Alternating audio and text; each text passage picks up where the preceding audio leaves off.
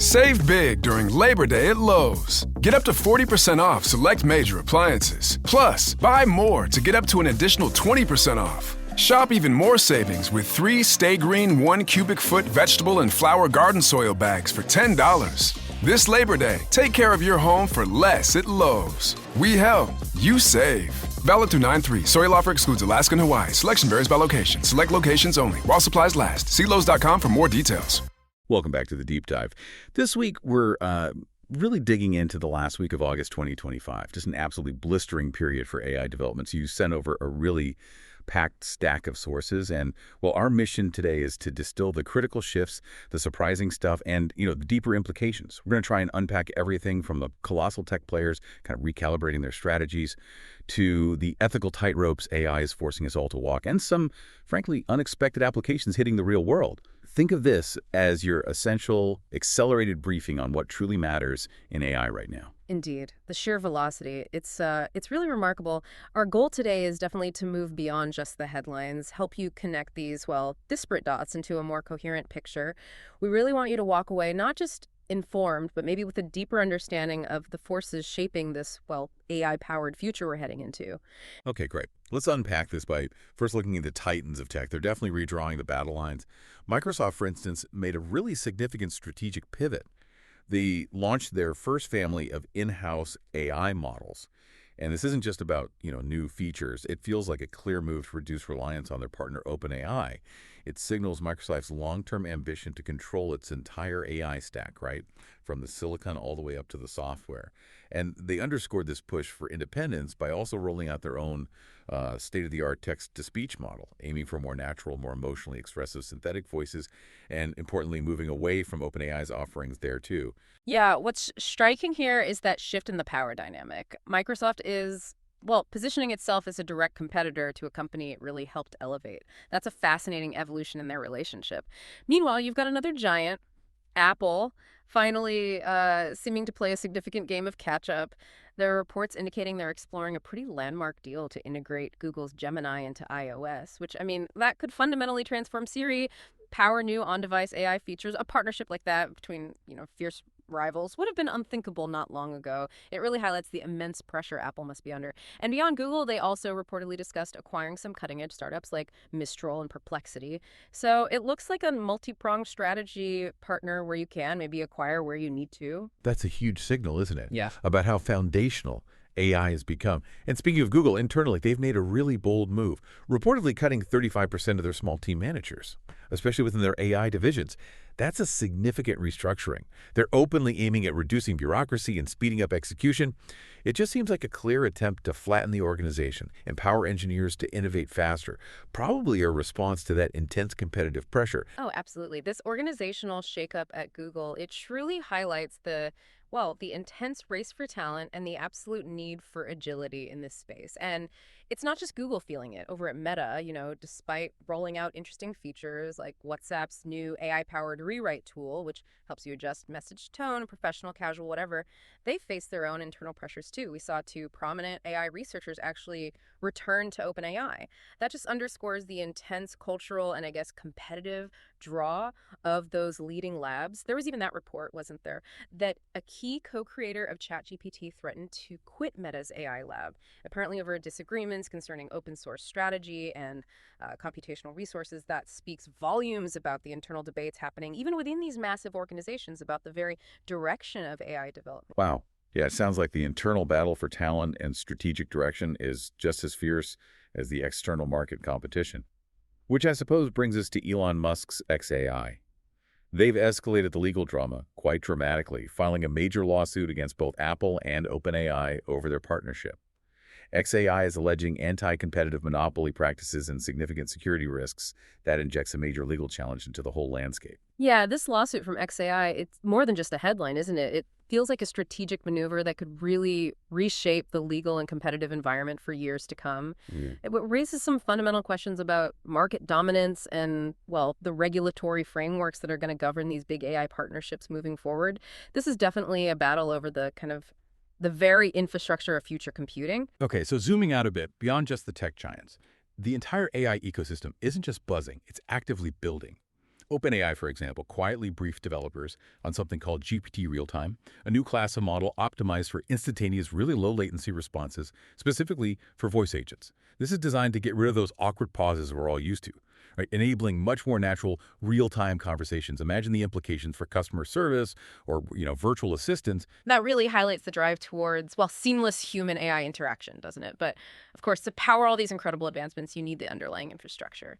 And a key insight from this week has got to be Nvidia's continued, almost unbelievable dominance. They posted another record-breaking quarter, just solidifying their position as the primary arms dealer in this AI gold rush, all due to the, well, insatiable demand for their GPUs. And Jensen Huang, Nvidia's CEO, he made this bold prediction: global spending on AI data center infrastructure reaching, what was it, a staggering $3 trillion to $4 trillion by 2030. That's not just an estimate. It signals that the build out for the AI era is, still in its very early stages. It promises continued demand, continued growth. Remarkable numbers, just staggering.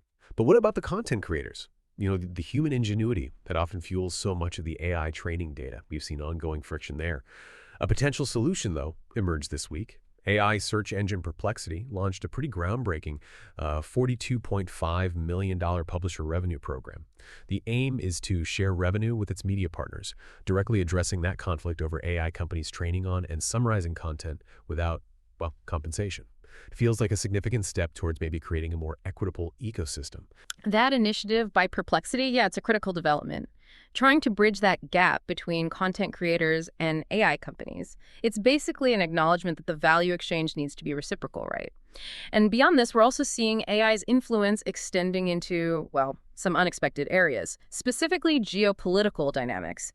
TSMC, the world's leading chip maker, they reportedly removed all Chinese-made tools from their advanced 2-nanometer factories. That's the incredibly tiny cutting-edge scale of chip production we're talking about. This move ensures compliance with U.S. regulations, protects their intellectual property. It clearly illustrates the high-stakes geopolitical chess game being played out in semiconductors and, its direct impact on AI supply chains. That's a really profound strategic move, isn't it? Not just a technical detail. And making a strategy, there was that new report shedding light on a Silicon Valley-led $100 million bet to basically buy AI's political future. A coordinated lobbying effort aimed squarely at shaping upcoming AI legislation. This isn't just about innovation anymore. It's about influencing the rules of the game. Yeah, this collective lobbying effort is pretty critical because it signals the industry's intent to, well, actively shape its own regulatory environment, potentially preempting more restrictive legislation down the line. It's a clear move to ensure that policy keeps pace with, or at least doesn't stifle, innovation. Right. Okay, now for a crucial side of the coin, navigating the murky waters of safety, ethics, and law. That really came to the forefront this week. And what seems like an unprecedented move, rivals OpenAI and Anthropic have actually begun a program to test each other's AI models for safety. This doesn't feel like just a PR stunt. It sounds like a genuine collaboration aimed at creating industry-wide standards for identifying and mitigating, catastrophic risks. That's a significant step towards collective responsibility, surely. Absolutely. This cross-company collaboration is a really positive sign, I think. A recognition that AI safety is a shared challenge. And this brings up a crucial consideration. OpenAI demonstrated pretty swift action following that tragic teen suicide lawsuit where a chatbot was implicated. They've added new safeguards to detect and de-escalate conversations involving self-harm, providing real-time resources like helpline numbers. And building on that, they're also adding comprehensive parental controls to ChatGPT, allowing monitoring, content restrictions, usage limits for teenagers. These are direct, tangible responses to very real societal concerns. That's a critical evolution, yeah, how AI companies are responding to real-world tragedies. But the risks, they're evolving fast too, aren't they? Anthropic issued a stark warning that sophisticated hackers are now weaponizing AI. They're creating polymorphic malware that constantly changes its code to evade detection, and also crafting hyper-realistic phishing emails on a massive scale. This isn't just an incremental threat. It sounds like a significant leap in the sophistication of cybercrime, all driven by AI. The implications there are really profound because it just raises the bar significantly for cybersecurity defenses. And if we connect this to the bigger picture of legal and ethical boundaries, we see the line blurring in new ways. It's even impacting our courtrooms. These AI bedbots, interactive avatars of deceased individuals, they're moving from just advocacy into actual courtrooms. This emerging, $80 billion industry is now creating virtual victims to deliver impact statements. That raises some truly profound legal and ethical questions about their role, their authenticity, their legal standing in such, well, sensitive proceedings. Wow. That's genuinely something that makes you pause and consider the boundaries of personhood, isn't it? And who's feeding this AI beast with all the information? A new investigation shed some light on the rather shadowy world of data brokers, detailing how large language models are often trained on vast data sets of personal information scraped and sold, often without user consent. This just fuels those urgent calls for stronger data privacy laws and highlights a major ethical dilemma right at the heart of AI development. Yeah, that investigation into data brokers really puts a spotlight on let's call it, the ethical supply chain of AI training data. It's a reminder that while AI is advancing incredibly rapidly, the foundational data practices are often opaque and, frankly, ethically questionable.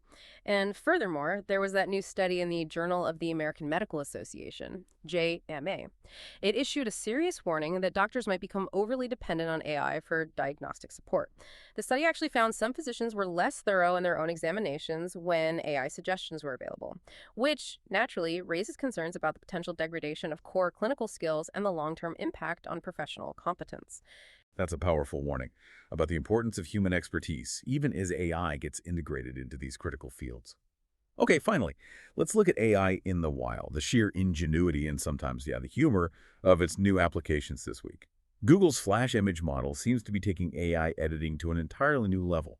This tool allows for complex, real-time edits just through natural language commands, seamlessly changing lighting, adding objects with unprecedented speed and realism. And they didn't stop there. Google Gemini's AI image model got what they called a bananas upgrade, demonstrating vastly improved understanding of absurd and complex prompts, generating coherent images for concepts previously thought too abstract. It really pushes the boundaries of creative possibility. These image models are, yeah, a remarkable demonstration of AI's burgeoning creative and interpretive power. It's pretty amazing stuff. But in a more practical sort of daily life application, Anthropic revealed how teachers are leveraging AI in the classroom. They're using Claude, apparently, to create personalized lesson plans, generate creative writing prompts, assist non-native English-speaking students, ultimately saving them hours of admin work. It's a really concrete example of AI as a productivity booster. That sounds like a real game changer for educators. Absolutely. And speaking of groundbreaking applications, this raises that important question. Are we actually seeing science fiction become reality? OpenAI and Retro Biosciences published a joint paper showing how they used an AI model to discover therapies that can make old human cells young again, at least in a petri dish. This is being hailed as a major scientific step toward potentially reversing age-related diseases. I mean, imagine the long-term implications for human health. That breakthrough, it truly signals AI's potential to revolutionize scientific discovery in medicine. It's quite something. And beyond science, we're also seeing cultural and economic adaptation happening fast. Saudi Arabia launched an Islamic AI chatbot, right? A government-backed model trained on the Quran to answer questions, provide guidance, and simultaneously, in a global first, Malaysia launched RitBank, the world's first fully AI-powered bank, using AI for basically all operations, from onboarding to fraud detection.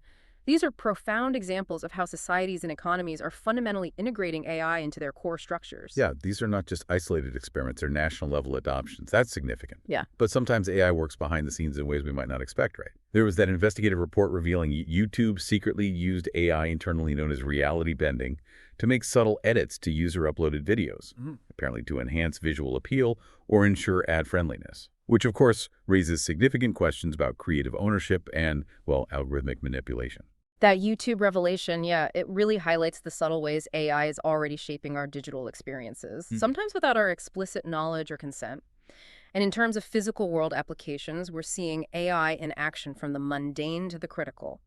In Zurich, Switzerland, AI-powered robodogs have actually begun food delivery trials, navigating city sidewalks. And then, in a far more serious application, for the first time ever, U.S. fighter pilots received tactical commands from an AI during a live air combat exercise. With the AI co-pilot recommending optimal maneuvers in real time, that really spans the spectrum of AI's utility. The range is just astounding, isn't it? One final kind of fascinating shift in user behavior. Data is showing Reddit has become a top source for AI searches, actually surpassing Google for many complex queries. Users are finding that appending Reddit to their searches provides more authentic, sort of human-vetted answers. It's a testament to the value of community-sourced knowledge, even in this AI-saturated world. It's a great example, yeah, of how human intuition and collective experience still remain vital, even as AI models get more sophisticated. And just on a lighter note to finish, customers have apparently already begun to troll Taco Bell's AI drive-thru with prank orders, humorously stress testing the limits of conversational AI. It seems even the robots aren't safe from a bit of human mischief, which I guess in its own way is a testament to how integrated AI is becoming into our daily lives. And that is a wrap on our deep dive into the last week of August. From global corporate strategy and legal warfare to making old cells young again and, yes, robo-dog deliveries. The world of AI is accelerating at a speed that is both thrilling and, let's be honest, at times a little terrifying. We are truly living through the construction of a new reality, one line of code and one groundbreaking application at a time. Absolutely. And given this incredible pace and just the diverse ways AI is integrating into every facet of our lives, from medical diagnoses to courtroom experiences, even how we communicate may be considered as provocative thought. As AI becomes an increasingly active participant in our daily interactions and decision-making, what core human skills do you think will become most valuable and perhaps most distinctly human? Something to think about. Thank you for joining us for this jam-packed deep dive. Until next time, stay curious.